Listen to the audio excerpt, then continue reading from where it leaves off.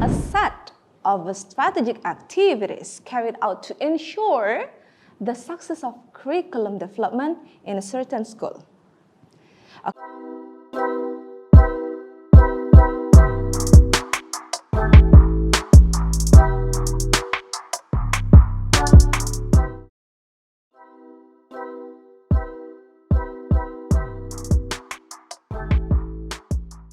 Assalamualaikum warahmatullahi wabarakatuh. Hi everyone, how are you? I hope everyone is healthy and ready to learn our new topic in this subject, educational management. Alright, in this meeting, we are going to learn an interesting topic in educational management. It is about an important role in teaching and learning process. That's right. It is about curriculum management. So, at the end of this meeting, we have 3 learning objectives. The first one, the students are able to comprehend the curriculum management, including curriculum definition and also what is defined by curriculum management. The second learning objective is the students are able to identify 2 types of curriculum management that are implemented in education system.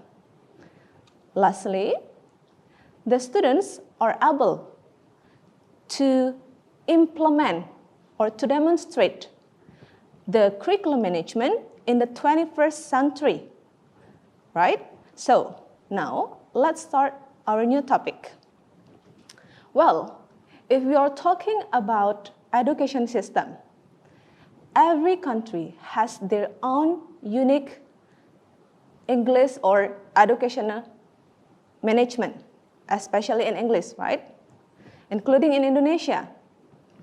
In Indonesia, we have our national education standard that consists of some points. The first one, it is about standards of content and process, competency of graduates, education personnel, facilities and infrastructure, and then the last one is management, financing, and educational assessment. So, why now we are talking about curriculum management? Well, curriculum management as one of the substances or standards of educational management becomes the heart, all right? The heart of education. Why? Because according to Alice Mail and McGuire in 2015, curriculum is a set of plans and arrangement regarding to the objectives, content and learning materials, as well as the method used to guide the implementation of learning activities in order to achieve the certain educational goals. All right? So now, I do believe some of you are wondering why curriculum is an important role in teaching and learning process. Well, because curriculum plays an important role in achieving goals of education, which has a conservative and creative, critical and evaluative role. Okay, so put in your mind that it will be a guide for you as a teacher to conduct teaching and learning process. And then curriculum as a guide for organizing the learning activities that gives the meaning in that teaching and learning process. Because if you have a guide for the interaction between you and also your students later on, it will make the function of the curriculum as the heart of education process at school can empower the students' potential. Okay, so in this case, the guidelines for interaction between teachers and also students are usually referred as the learning process. So when you have already implemented the curriculum as your guideline in teaching, the learning will be more optimal if it is supported by curriculum as a guide.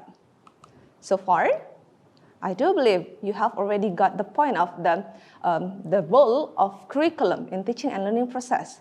Now, in order to achieve good quality of curriculum and learning management, we as teacher need a good curriculum management, okay? Because it will empower both human and natural resources to optimize, okay, the implementation of the existing curriculum at your school. Now, I believe that there's a question in your mind, right? What is defined by curriculum management? Is it the same with the curriculum development? Here we go. Please pay attention to my explanation. Well, curriculum management is a set of strategic activities carried out to ensure the success of curriculum development in a certain school. According to Widyastono, 2016, he says that curriculum management deals with how the curriculum is planned, implemented, and controlled. In this case, it can be evaluated and also revised. By whom, when, in what scope, right? It is also related to the policies on who is given the duties, authorities, and responsibilities to design, implement, and control the curriculum itself. So now, what is the difference, Miss, with the curriculum development? Well, although the curriculum management and curriculum development belong the same dimension, they have substantially different activities, okay? Curriculum management consists of any supplementary activities that supports the implementation of curriculum at school. So meaning that when you have already developed the curriculum at your school, you have also to be able to manage the curriculum in order to maintain the teaching and learning process running well as mentioned or stated in the curriculum, right? It is expected that the curriculum in management can be able to improve the school management development, okay? As an optimal curriculum management may result the improved quality of the curriculum development. So when we talk about the curriculum management activities, it's such an instrumental in affecting the quality of curriculum implementation at the school. So far, do you follow me, everyone? Right, that's good. So if you have any question related to this topic, do not be shy to ask me on our Spada, right? Now we go on to the next subtopic. It is related to the types of curriculum management. Well, according some scholars, right, management of curriculum development can be done through two types, all right? Two types. The first one, it is management of centralistic curriculum development. What does that mean? Well, it means that this curriculum management is centralized, which is curriculum development originates or carried out from the center, which is from the government. We can conclude that in one country has one curriculum and all the schools implement the same curriculum as originated by the government.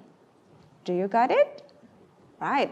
Now, the second one, it is management of decentralized curriculum development. It is the contradictive types of curriculum management. In this case, curriculum design, implementation, and control, including the evaluation and improvement, are carried out locally by education unit, okay? What is the example of education unit? It can be such like the staff of curriculum at the school, because in this case, the curriculum is designed based on or arranged in according to the type, track, and level of education in that school. For example, in Indonesia in 2004, we have SBCD, or stands for School-Based Curriculum Development, or in Bahasa Indonesia, we know it as KTSP, Kurikulum Tingkat Satuan Pendidikan, that was designed at the time based on the need of each school. Okay, so it is clear enough that the two kinds or the two types of curriculum management. In the beginning, we have management of centralistic curriculum development, and the second one is management of decentralized curriculum development, are different in terms of the design and also the implementation and control. The first one is by the government, and the second one is designed and then implemented and controlled by the educational unit of each school. Okay? Almost all of the curriculums apply in Indonesia, except that I mentioned before, the curriculum of 2004, KTSP, are centralistic curriculum, including the curriculum of 2013 or K13, still maintains the centralistic characteristic of curriculum development. Okay? So now we go on to the main idea or the main topic of this meeting. It is about how we as the teacher implement the curriculum management in the 21st century learning. Okay? Because now we have rapidly gone with the information and digital development, so we have to adapt a lot of things to survive, right, in the teaching and learning process in the 21st century. Now, if you're talking about the 21st century learning, it is characterized by the use of information and communication technology in all aspects of our life, including in the learning process. The world of education demands a change in competence. So we have to make sure that all the students have a competitive competence to survive in this 21st century. Okay? The ability, for example, is thinking critically, creatively, solving problems, and be communicative and collaborate becomes an important competencies in entering the 21st century life. So now, we are going to discuss what kind of principle that must be included in curriculum management in the 21st century learning. Well, listen up. So according to Nicholas, 2013, there are four fundamental principles of curriculum management in the 21st century learning. Let me explain to you in detail, one by one. Okay? Firstly, instructional should be student-centered. The key word is student-centered, meaning that in learning development, you should use student-centered learning approach, right? So students are placed as a subject, not as object anymore. They become the subject who actively develop their interests and also potentials. Students are not longer required to listen and memorize all the things provided by the teacher, but they try to construct their knowledge and skill, okay, in accordance with their capacity, of course, and level of thought development, while being invited to contribute to solving a real problem that occur in society. In this case, you have to make a line between the materials must be in line with the capacity and potential of your student. So you have to put more attention to your students' need, all right?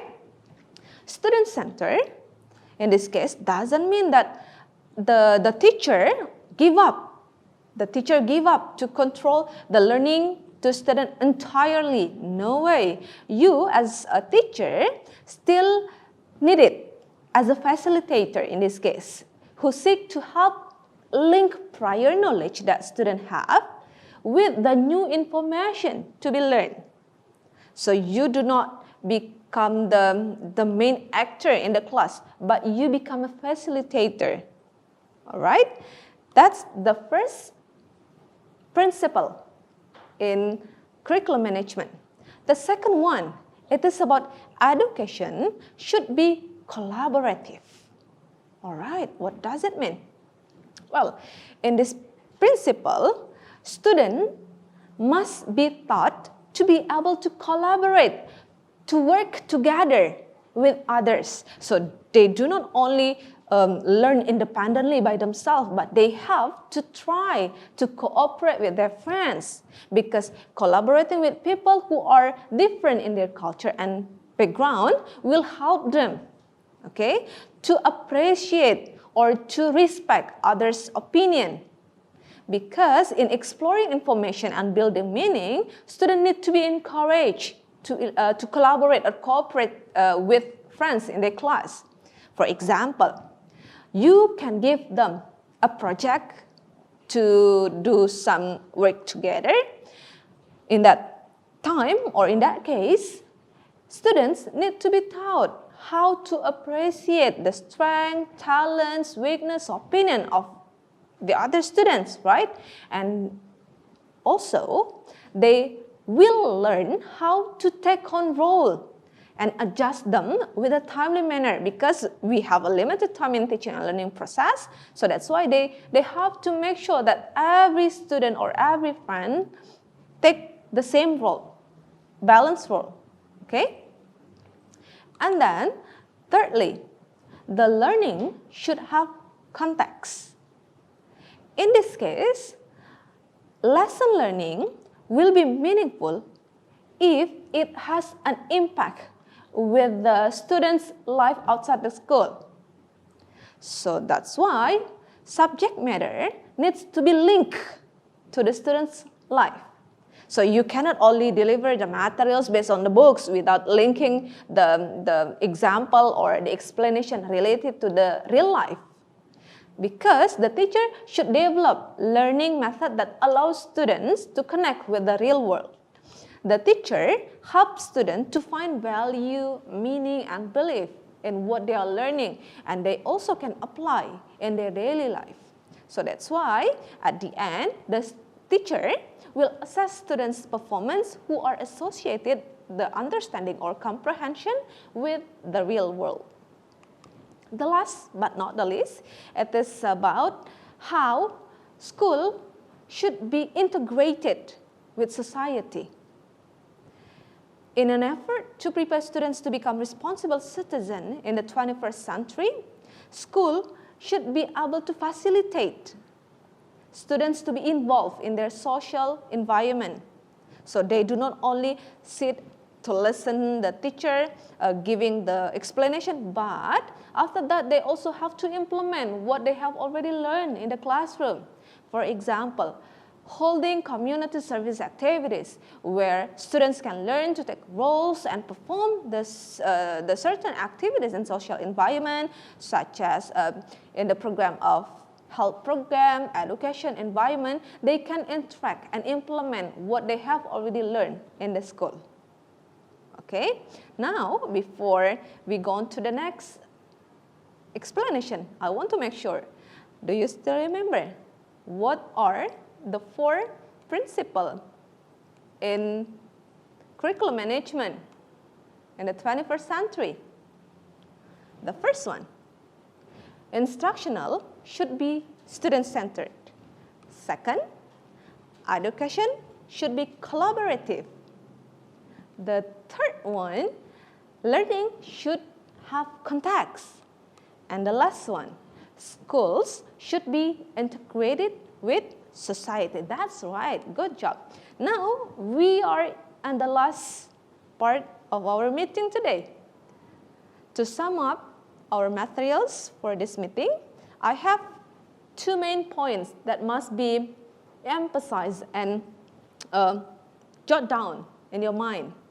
The first one, curriculum management is an integral part of education unit level curriculum, and also school-based management, where the scope of curriculum management includes planning, organizing, implementing, evaluating the curriculum. Okay? And to face the 21st century learning, we have 4 principles and functions of curriculum management, including, firstly, learning development uses a learning approach that is centered to the student, or we also known it as student-centered, right? And secondly, students must have studied to be able to collaborate with others. Thirdly, subject matter needs to be related to students' daily life. In other words, it must be linked or connected with the real life context. And the last one, school should facilitate students to be involved in their social environment. All right, my beloved students, here we are, some references that you can use to make searching in, additional information related to our topic. You can just find it in internet. Thank you very much for your nice attention and see you in the next meeting. Wassalamualaikum warahmatullahi wabarakatuh. Bye everyone. Terima kasih sudah menyaksikan video pembelajaran ini. Jangan lupa like, komen dan subscribe, serta nyalakan tanda loncengnya agar kalian tidak ketinggalan informasi update lainnya.